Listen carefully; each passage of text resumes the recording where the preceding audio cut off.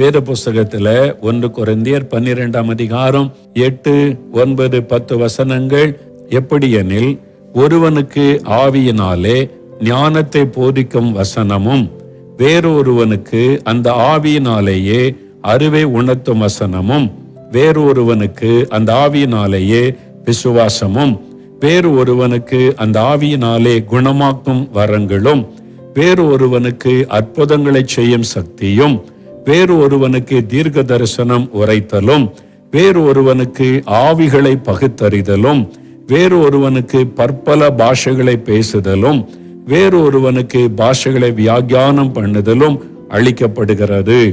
இவைகளெல்லாம் அந்த ஒரே ஆவியானவர் நடப்பித்து தமது சித்தத்தின்படியே அவன் அவனுக்கு பகிர்ந்து கொடுக்கிறார். பரிசுத்த ஆவியானவர் தான் இந்த வரங்களை தர முடியும். நல்லா அறிந்து கொள்ளுங்க. யோவான் ஸ்நானகன் என்ன சொன்னாரு? எனக்கு பின் ஒருவர் வருகிறார், அவருடைய பாதரட்சியின் வாரை அவிழ்க்க கூட நான் பாத்திரன் அல்ல. அவர் பரிசுத்த ஆவியினாலும் அக்கினியினாலும் உங்களுக்கு ஞானஸ்நானம் கொடுப்பார். அப்ப பரிசுத்த ஆவியை நமக்கு தருகிறவர் யாரு? இயேசு கிறிஸ்து. நல்லா அறிந்து கொள்ளுங்க. ஊழியர்கள் உங்களை ஆவிக்குள்ளே வழி நடத்தலாம். ஊழியர்கள் உங்களுக்கு செய்தி கொடுத்து பரிசுத்த ஆவியை பெற்றுக்கொள்ள ஜெபிக்கலாம். சில சமயத்துல கை வைத்து அவங்க ஜெபிக்கும் போது ஆவியானவர் உங்களை நிரப்பலாம். ஆனால் ஊழியக்காரனால ஆவியானவரை யாருக்கும் தர முடியாது. இயேசு கிறிஸ்து தான் பரிசுத்த ஆவியானவரை தருகிறவர். பைபிள்ல பார்க்கும்போது பவுலப்போஸ்தலன் அவர் ரட்சிக்கப்பட்டு ஒப்பு கொடுத்த காலத்துல பரிசுத்த ஆவியை பெற்றுக்கொள்ளும்படி அனனியா என்கிற தீர்க்கதரிசியை அனுப்பினார் என்று பார்க்கிறோம். பவுல் எபேசு பட்டணம் போகும்போது அநேகர் கை வைத்து ஜெபித்த போது அங்க ஆவியினால் நிரப்பப்பட்டாங்க. இதெல்லாம் எழுதப்பட்டிருந்தாலும் பவுல் யாருக்கும் அபிஷேகத்தை கொடுக்கல, பேதுரு யாருக்கும் கொடுக்கல. ஆவியானவருடைய அபிஷேகத்தை தருகிறவர் இயேசு கிறிஸ்து. அதற்கு ஊழியர்களை பயன்படுத்த கூடும். ஊழியர்கள் கை வைக்கும் போது ஆவியானவர் நிரப்பக்கூடும். பொதுவா ஜெபிக்கும் போது ஆவியானவர் நிரப்பக்கூடும். ஆனால் பரிசுத்த ஆவியானவர் தருகிறவர் இயேசு கிறிஸ்து. இது ஆழமா பதித்துக் கொள்ள. எந்த ஊழியக்கான உங்களுக்கு அபிஷேகத்தை தர முடியாது.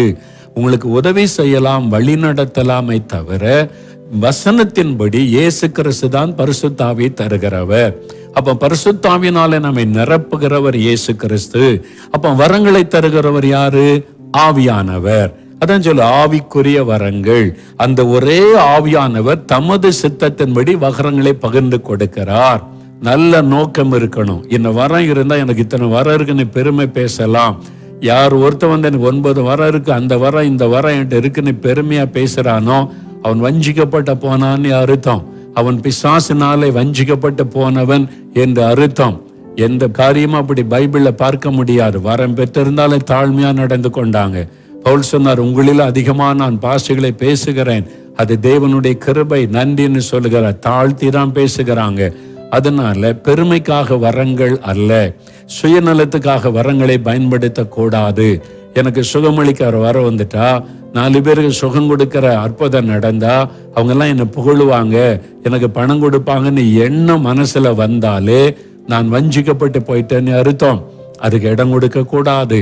அந்த வரத்தினுடைய நோக்கம் என்ன?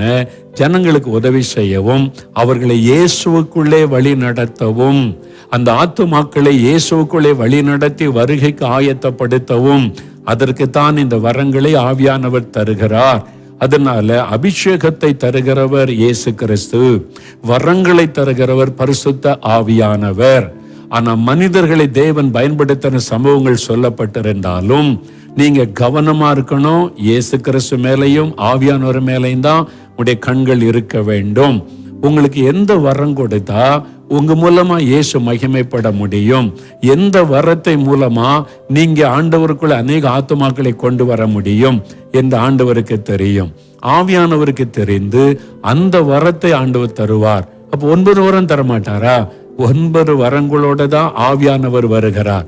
நம்மை பரிசுத்தாவினால் நிரப்பப்படும் போது ஆவியானவர் தனியா வரமாட்டார். அவருக்குள்ளதான் 9 வரங்களும் அடங்கி இருக்கிறது. அத்தனை வரங்களும் ஆவியானவருக்குள் அடங்கி இருக்கிறது. அவர் வரங்களோடு தான் வருகிறார். ஆனால் எந்த வரத்தின் மூலமா உங்க மூலமா இயேசு மகிமைப்படணும், அவருடைய திட்டம் நிறைவேறணுமோ அந்த வரம் உங்க மூலமா செயல்பட ஆரம்பிக்கும். சிலருக்கு 2 வரங்கள் 3 வரங்கள் மேலோங்கி செயல்படும். எல்லா வரம் உங்களுக்குள்ளதான் இருக்கும். நீங்க சரியா ஆத்ம பாரத்தோடு சுவிசேஷம் அறிவித்து ஆத்மாக்களை இயேசுக்குள்ளே வழி நடத்த ஆரம்பித்தால் அந்தந்த நேரத்திற்கு அந்தந்த ஆத்மாக்களை சந்திக்க 9 வரங்களும் செயல்படும். என்றால் அதுக்கு தான் சுவிசேஷத்தை அறிவிக்கவும் ஆத்மாக்களை ஆண்டவருக்குள்ளே கொண்டு வரவும் சபைக்குள்ளே வழி நடத்தி அவருடைய மந்தை பெருகவும் தான் இந்த வரங்கள். அதைத்தான் நீங்க மறந்துடக்கூடாது. அப்ப அதற்கென்று நீங்க உழைக்கும் போது பிரயாசப்படும் போது 9 வரங்களும் அந்தந்த நேரம் அந்தந்த ஆத்மாவை சந்திக்க அத்தனை வரங்களும் செயல்பட முடியும். இயேசு சொல்றாரு, பரிசுத்தாவி வரும்போது அது வல்லமையின் ஆவியானவர். அந்த வல்லமை உள்ள ஆவியினால் நிரப்பப்பட்டா நீங்க வல்லமை உள்ள தேவ பிள்ளைகளா இருக்கணும். சின்ன பிள்ளைகளா இருந்தாலும், வாலிபர்களா இருந்தாலும், வயோதிபர்களா இருந்தாலும், ஊழியர்களா இருந்தாலும், நம்ம இயேசுவின் வல்லமையினால் நிரப்பப்பட்டு பரிசுத்தாவின் வல்லமையினால் பலப்படுத்தப்பட்டு வல்லமை உள்ளவர்களா இருக்கணும்ன்றதான் ஆண்டவருடைய விருப்பம். ஏன்? அவர் வல்லமை உள்ள தேவன். என் பிள்ளைகளும் வல்லமையோடு இருக்கணும்னு கர்த்தர் விரும்புகிறார். 1. 2வது, அவருடைய வல்லமையை நம்ம வெளிப்படுத்தி இயேசு வல்லமை உள்ள ஆண்டவர் என்பதை எல்லாரும் அறிந்து கொள்ள செய்யணும். அதன் மூலமா அவங்க ரட்சிக்கப்படுவாங்க. அதன் மூலமா அவங்களும் பரலோகத்தின் பிள்ளைகளா மாறுவாங்க. அதன் மூலமா இப்படிப்பட்ட ஒரு ஆண்டவரா அவர் எனக்கு வேணும்னு அவங்க தேட ஆரம்பிப்பாங்க. அதனால அநேகர் இயேசுவை அறிந்து கொள்ளுவதற்காக உங்க மூலமா தேவன் தன் வல்லமையை வெளிப்படுத்த விரும்புகிறார். அதுக்கு தான் என் அனுபவத்தை சொன்னேன். நான் இயேசுவை நம்பாதவன், இயேசுவை பரிகாசம் பண்ணினவன். ஆனால் இருதயம் வீங்கி வலது கால் செயலற்று நொண்டியாய் மரணப்படுக்கையில படுத்திருந்தேன். டாக்டர்கள் கைவிட்டு விட்டார்கள். அப்போ நாங்க எந்த சர்ச்சைக்கும் போனதில்லை, எந்த கிறிஸ்தவ கூட்டத்துக்கு போனதில்லை. அப்போ இந்த மாதிரி டிவி ப்ரோக்ராம்லாம் கிடையாது. ஒரு கிறிஸ்தவ வாலிபன் என்னை பார்க்க வந்தார். லூகாஸ் டிவிஎஸ் கம்பெனில வேலை செய்கிறவர். ஆனா பரிசுத்தாவினால் நிரப்பப்பட்டு அவர் வல்லமை உள்ளவராயிருந்தார். அறிந்து கொள்ளுங்க, வெறுமன ரட்சிக்கப்பட்டிருந்தா நீங்க தேவனுடைய பிள்ளையா இருப்பீங்க. ஆனா அபிஷேகத்தை ஆவியினால் நிரப்பப்பட்டாதான் வல்லமை உள்ளவளா இருக்க முடியும். அதனால எல்லாருமே இந்த வல்லமையை பெற்றுக்கொள்ளணும் என்று ஆண்டவர் சொல்லுகிறார். அந்த வாலிபன் வல்லமை உள்ளவராய் இருந்ததுனால அவர் ஜெபத்தில் ஒரு வல்லமை, அவர் கரமயத்தை ஜெபிக்கும் போது இயேசுவின் வல்லமை எனக்குள் இறங்கினது. வீங்கி இருந்த இருதயம் நார்மலா புது இருதயமாய் மாறிவிட்டது. செயலற்று போன வலதுகால் செயல்பட்டது. ஒரு வாலிபன் மூலமாய் இயேசுவின் வல்லமை எனக்குள்ளே வெளிப்பட்டது. நான் சுகம் பெற்று எழுந்தவுடனே இயேசு இப்படிப்பட்டவரா, இப்படி ஒரு அற்புதத்தை செய்ய முடியுமா, இவ்வளவு வல்லமை உள்ள ஆண்டவரா, அவரை நான் அறியணும். அதன் பிறகுதான் எனக்கு இயேசுவை அறியணும்னு ஆசை வந்தது. பைபிள் வாங்கி வாசிக்க ஆரம்பித்தேன், சர்ச்சுக்கு போனேன், இயேசுவை அறிந்து கொண்டேன். காரணம் அந்த வல்லமையை நான் பார்த்தேன், என் வாழ்க்கையில நடந்தது. அதுக்கு தான் உங்களை தேவன் தன் வல்லமையினால் நிரப்ப விரும்புகிறார். வல்லமையின் வரங்களை கொடுக்க விரும்புகிறார். நோக்கத்தை விளங்கி கொள்ளணும். தவறான நோக்கம் இருக்கக்கூடாது, சுயநலம் இருக்கக்கூடாது, அது புகழ்ச்சிக்காக இருக்கக்கூடாது, அது மேல பண ஆசை பண காரிய சம்பந்தப்படவே கூடாது. அப்பதான் ஆண்டவர் தன் வல்லமையை உங்களுக்கு தருவார். ஒரு நல்ல இருதயத்தோட, ஆண்டவரே உம்முடைய நாமத்தை நான் மகிமைப்படுத்தணும், உம்முடைய வல்லமையை எல்லா ஜனங்களும் அறிந்து கொள்ள செய்யணும், அதன் மூலமா நிறைய ஆத்மாக்கள் வந்து ரட்சிக்கப்படணும், அதுக்கு உம்முடைய வல்லமையை தாங்க, உம்முடைய என்னை வல்லமையா பயன்படுத்துங்கன்னு சொல்லி நீங்க ஜெபம் பண்ணா கட்டாயம் இந்த வரங்களை கர்த்தர் உங்களுக்கு தருவார். நல்ல இருதயத்தோடு ஜெபிச்சா அவங்களுக்கு இந்த வரம் கட்டாயம். இந்த வரங்கள் வல்லமை வரங்கள்ல 3 வரங்கள்: விசுவாசம், குணமாக்கும் வரங்கள், அற்புதங்களை செய்யும் சக்தி. அநேக சமயங்கள்ல இந்த 3 வரங்களும் இணைந்து செயல்படுவதை பார்க்கலாம். சில சமயம் அறிவை உணர்த்துகிற வசனம் என்கிற வரமும் இந்த வரங்களோடு இணைந்து செயல்படும். என்ன விசுவாசம் வந்தாதான் அங்க சுகமளிக்கிற வரம் கிரியை செய்யும், அற்புதங்களை நடக்க செய்கிற வரம் கிரியை செய்யும். விசுவாசத்தை வைத்துதான் இந்த வரங்கள் எல்லாம் செயல்பட முடியும். ஆனால் அந்த விசுவாசம் என்கிற வரம், குணமளிக்கிற வரங்கள், அற்புதங்களை செய்யும் சக்தி, நம்ம ஒன்னொன்னா நம்ம பார்க்கலாம். முதலாவது குணமாக்கும் வரம். இந்த குணமாக்கும் வரத்தை பற்றி பைபிள் என்ன எழுதியிருக்கு தெரியுமா? நீங்க ஒரு வாசித்து பாருங்க. 9வது வசனம், குணமாக்கும் வரங்கள் என்று எழுதப்பட்டிருக்கு. Gifts of healing. வரம் என்று சொல்லாதபடி வரங்கள் என்று சொல்லப்படுது. சுகமாக்கும் வரம், குணமளிக்கும் வரம் அப்படிதானே சொல்லப்படணும். குணமளிக்கும் வரங்கள் என்று சொல்லப்படு பன்மையில சொல்லப்பட்டிருக்கிறார். அப்படின்னா என்ன காரியம்? அப்படி அதுல அப்ப அது பன்மையில சொல்லி இருக்கிறாரே ஆவியானவர், அதுக்குள்ள அப்படி என்ன இருக்கிறதுன்னு பாத்தீங்கன்னா 2 முக்கியமான காரியத்தை நீங்க விளங்கி கொள்ள வேண்டும். நீங்க பாத்தீங்கன்னா வியாதி என்பது ஒரு குறிப்பிட்ட வியாதி மாத்திரம் அல்ல, பலவிதமான நோய்கள் இருக்கிறது, பலவிதமான வியாதிகள் இருக்கிறது. அப்போ பொதுவா இன்னைக்கு டாக்டர்ஸ் எடுத்துக்கொண்ட என்ன சொல்லுவாங்க, இன்னைக்கு ஸ்பெஷலிஸ்ட் ஹார்ட்ல ப்ராப்ளம்னா ஹார்ட் ஸ்பெஷலிஸ்ட் இருக்கிறாங்க, அவங்கள்ட்ட போங்கம்பாங்க.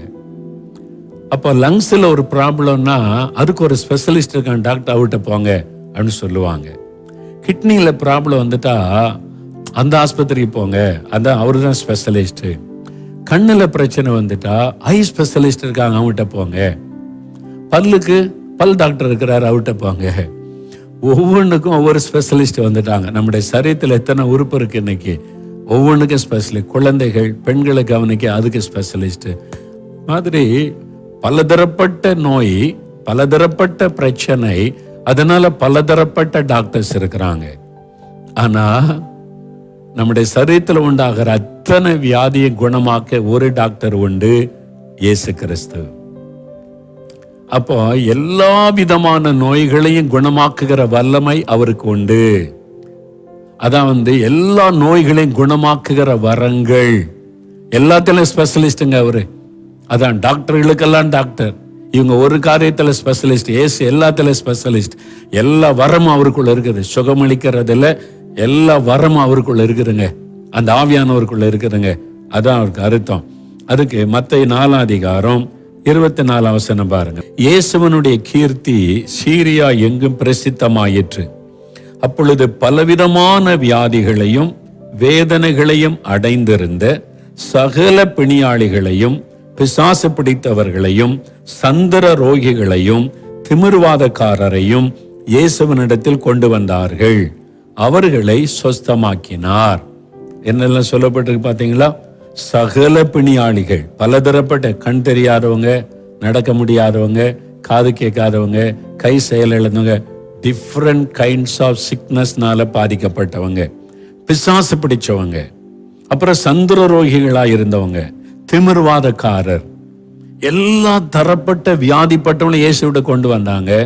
இயேசுவை பார்த்துட்டு, நான் குருடர்களுக்கு தான் சுகம் கொடுப்பேன், இது என்னால முடியாது அப்படி இயேசு சொன்னாரா? சகல வியாதிகளையும் சகல நோய்களையும் இயேசு மக்களுக்கு சுகம் கொடுத்து மகிழ பண்ணினார்.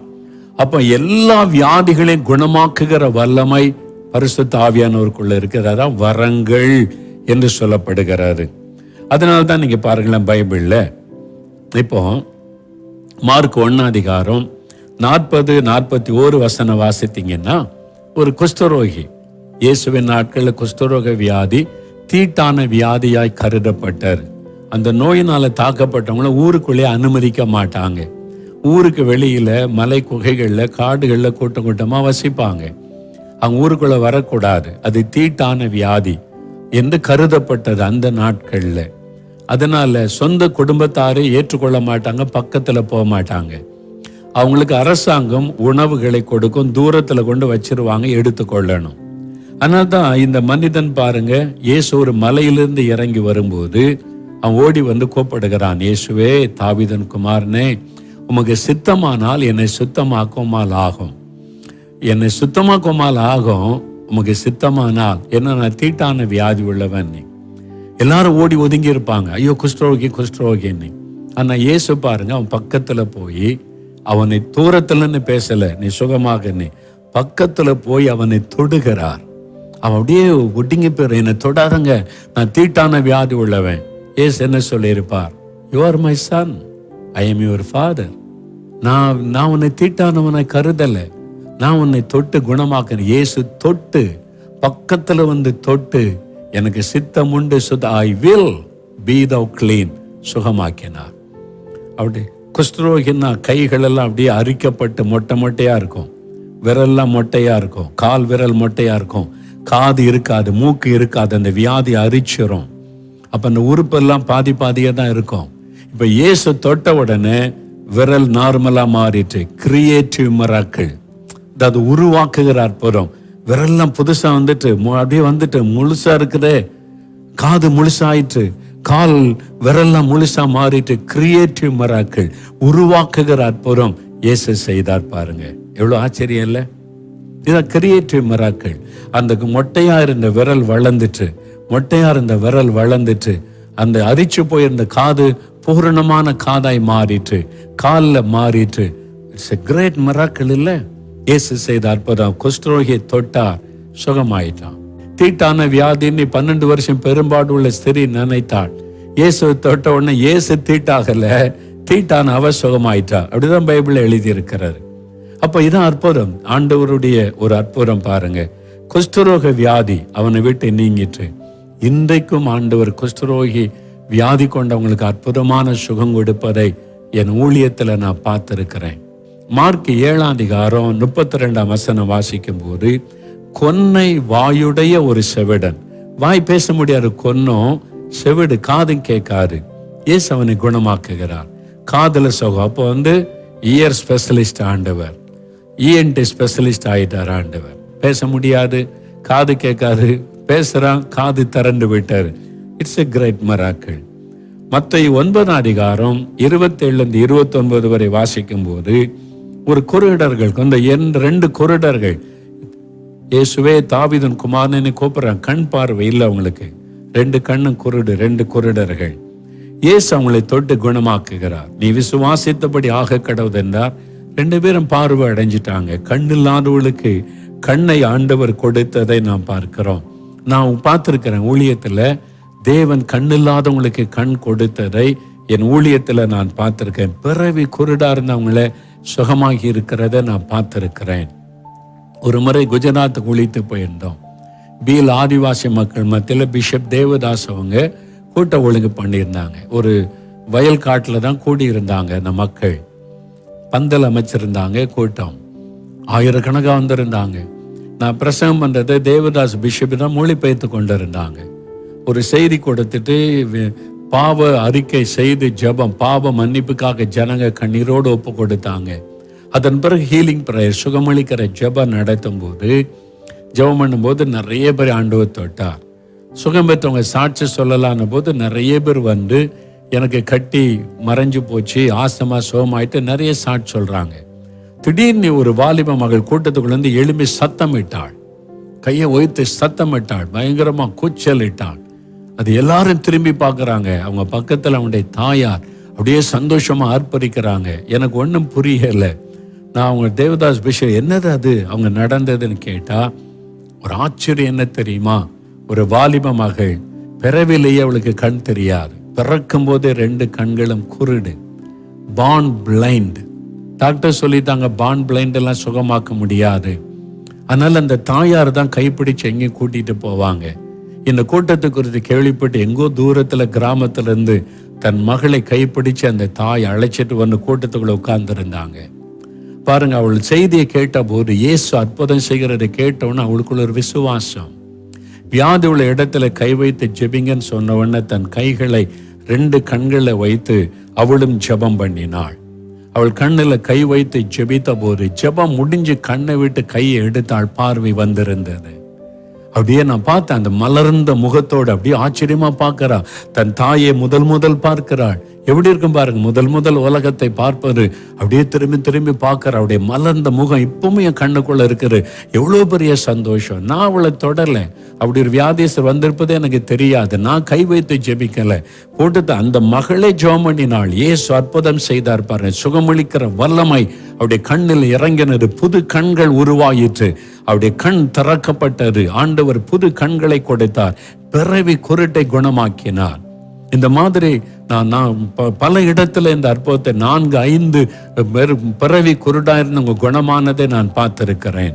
இயேசு இன்றைக்கு அற்புதம் செய்க. இயேசுதான் நான் அவங்க மேல கை வச்சதில்லை, அவங்களுக்கு ஜெபிச்சதில்லை. இயேசு தொட்டு குணமானவங்க, சுகமளிக்கிற அந்த வல்லமை இறங்கும் போது அப்ப பாருங்களேன், விதவிதமான அற்புதம். பாருங்க, குஷ்டரோகத்தை ஆண்டு சுகமாக்குறாரு, செவிடனை குணமாக்குறாரு, குருடருக்கு பார்வை கொடுக்கிறாரு. இன்னும் மார்க் 5:25 பெரும்பாடு உள்ள சிறுக்கு சுகம் கொடுக்கிறாரு. மத்தேயு 9 திமிர்வாதக்கான சுகம் கொடுக்கிறாரு. மார்க் 3 சூம்பி போன கையுடையவனுக்கு புது கையா மாறிடுது. அப்ப விதவிதமான அற்புதங்கள் பாத்தீங்களா? அதான் சுகமளிக்கிற வரங்கள். எந்த காரியத்தை ஆண்டவர் செய்ய முடியும், இந்த ஒண்ணுதான் இல்லை. அப்போ உங்களுக்கு அந்த வரத்தை கொடுத்துட்டா எந்த வியாதியா இருந்தாலும் நீங்க ஜெபிக்கும் போது அற்புதம் நடக்கும். இப்ப நம்ம ஜெபிக்க போறோம். எல்லாம் எழுந்துருங்க. இந்த மாதிரி வல்லமை வரம் எனக்கு வேணும். ஆண்டவரே, உம்முடைய வல்லமையினால் என்னை நிரப்புங்க, இந்த வல்லமையின் வரத்தினால் என்னை நிரப்புங்க. நீங்க எப்படி ஊழியம் செய்தீங்களோ நான் அப்படி ஊழியம் செய்யணும். பாஸ்டர்மார் ஜெபிங்க, ஊழியக்காரங்க ஜெபம் பண்ணுங்க, தேவ பிள்ளைகள் இயேசு ஏற்றுக்கொண்ட விசுவாசிகள் ஜெபிங்க, சீஷர்கள் ஜெபம் பண்ணுங்க. தகப்பனே, இதோ உம்முடைய வல்லமையின் வரங்களினால் உம்முடைய பிள்ளைகளை நிரப்பணும். ஒவ்வொரு குட்டி பிள்ளைகளை பரிசுத்த ஆவியினாலும் வரங்களின் நிரப்புங்க. வாலிபர்களை, வாலிப மகளை, வாலிப தம்பியை வல்லமையினால வரங்களினால நிரப்புங்க. ஒவ்வொரு பெரியவர்களையும் நிரப்புங்க ஆண்டவரே. ஒவ்வொரு ஊழியர்களை நிரப்புங்க. அவங்க வசிக்கிற இடத்துல, வேலை செய்கிற இடத்துல, படிக்கிற இடத்துல உம்முடைய வல்லமையை வெளிப்படுத்த முடியாய். உம்முடைய வல்லமை வரங்கள் இவங்க மூலமா வெளிப்படணும் ஆண்டவரே. இனி இவங்க கரத்தை வைத்து ஜெபிக்கும் போது அற்புதங்கள் நடக்கணும். இயேசுவின் நாமத்தில் வியாதியஸ்தர்கள் சுகம் ஆகணும். எந்த வியாதியா இருந்தாலும் மறைந்து போகணும். அப்படிப்பட்ட வல்லமையினால வரத்தினால நிரப்புங்க. அக்னி அவங்களுக்குள்ள இறங்கட்டும். ஒவ்வொருவரை நிரப்பட்டும். நிரப்புகிற அன்பிற்காய் ஸ்தோத்திரம், ஸ்தோத்திரம். வாய் திறந்து சொல்லுங்க, நான் பெற்றுக்கொண்டேன் இயேசுவே ஸ்தோத்திரம் சொல்லுங்க. தகப்பனை, ஒவ்வொருவரை நிரப்புகிறதற்காய் நன்றி, வல்லமையினால் மூடுகிறதற்காய் நன்றி, அக்னி இறங்கிவிட்டதற்காய் ஸ்தோத்திரம். மிகுந்த வல்லமையோடு பிள்ளைகளை பயன்படுத்தும், பெரிய காரியத்தை செய்யும். இயேசு கிறிஸ்துவின் நாமத்தில் ஜெபிக்கிறோம் பிதாவே. ஆமென், ஆமென்.